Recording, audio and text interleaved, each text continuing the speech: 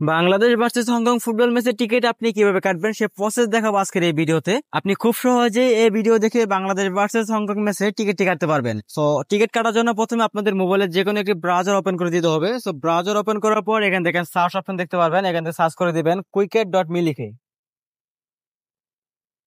So কুইকেট.মি লিখে search করার পর এখানে দেখতে পাবেন কুইকেট.মি এর একটা ওয়েবসাইট চলে আসবে। আপনি জাস্ট প্রথমে এই ওয়েবসাইটে ক্লিক করে দিবেন।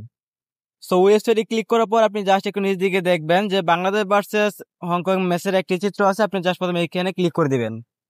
সো এখানে ক্লিক করার পর আপনি জাস্ট একটু নিচ দিকে দেখতে পারবেন যে বাংলাদেশ ভার্সেস হংকং ম্যাচের গ্যালারি চিত্র আছে। আপনি গ্যালারি দেখতে পারবেন, ক্লাব হাউস, নট ওয়েট আছে, এগুলো দেখতে পারবেন। সো এখান থেকে দেখতে পারবেন যে টিকিট ক্যাটাগরিজ, আপনি যে টিকিট কাটবেন সেই টিকিটের ক্যাটাগরি এখানে দেখতে পারবেন। সো এখানে দেখেন club house to north west, north west to east lower. আপনি যে টিকিট কাটবেন সেই টিকিট উপরে ক্লিক করে দিবেন। সো টিকিট উপরে ক্লিক করার পর আপনি এখানে দেখতে পাবেন সিট অ্যাভেলেবল, কতটা সিট আছে সেটিও দেখতে পারবেন।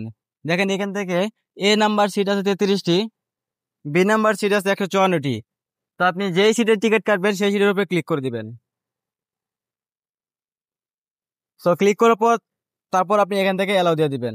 অ্যালাউ দেওয়ার পর আপনার সামনে এরকম একটি পেজ আসবে। এখান থেকে দেখেন অ্যাভেলেবল যে প্রথম আছে সবুজ কালারের মতো একটি আইকন আছে, এটি হচ্ছে অ্যাভেলেবল B20, B18, E19, এগুলো কিন্তু অ্যাভেলেবল, এগুলো টিকিট কিন্তু আছে, এগুলো টিকিট কিন্তু আছে, আপনি এই টিকিটগুলো কাটতে পারবেন।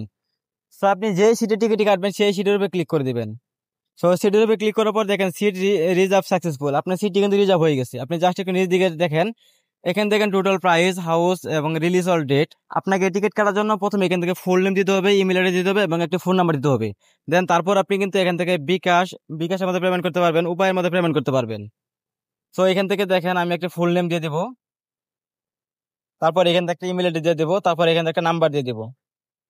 সো নাম্বার দেওয়ার পর আমি যেভাবে পেমেন্ট করব, আমি যে অ্যাকাউন্টের মধ্যে পেমেন্ট করব সেই অ্যাকাউন্ট এখান থেকে সিলেক্ট করে দিব। অ্যাকাউন্ট সিলেক্ট করার পর নিচদিকে দেখেন process to check out option চলে আসবে। আপনারা কিন্তু এখানে চেক আউট হচ্ছে, দেখেন এখান থেকে কিন্তু বিকাশে পেমেন্ট করব, তার জন্য বিকাশ অ্যাকাউন্ট চলে আসছে। আপনার যে অ্যাকাউন্ট থেকে পেমেন্ট করবেন সেই অ্যাকাউন্টের নাম্বার এখানে দিয়ে দিবেন। সো নাম্বারটি দেওয়ার পর এখান থেকে কনফার্ম অপশনে ক্লিক করে দিবেন। সো কনফার্ম অপশনে ক্লিক করার পর এখান থেকে একটা ভেরিফিকেশন কোড চাবে, ভেরিফিকেশন কোডটি দিবেন, তারপর আপনি অ্যামাউন্ট দিবেন, দেন তারপর একটা আপনার বিকাশের পিন নাম্বারটি দিবেন। তারপর কিন্তু আপনি এখান থেকে কনফার্ম অপশনে ক্লিক করলে আপনার পেমেন্টটা কিন্তু ক্লিয়ার হয়ে যাবে। তারপর কিন্তু আপনি টিকিটটি দেখতে পারবেন এবং এই কাজটি করলে কিন্তু আপনার টিকিটটি কাটা শেষ হয়ে যাবে। তবে খুব সহজে আপনি মোবাইল দিয়ে টিকিটটি কাটতে পারবেন।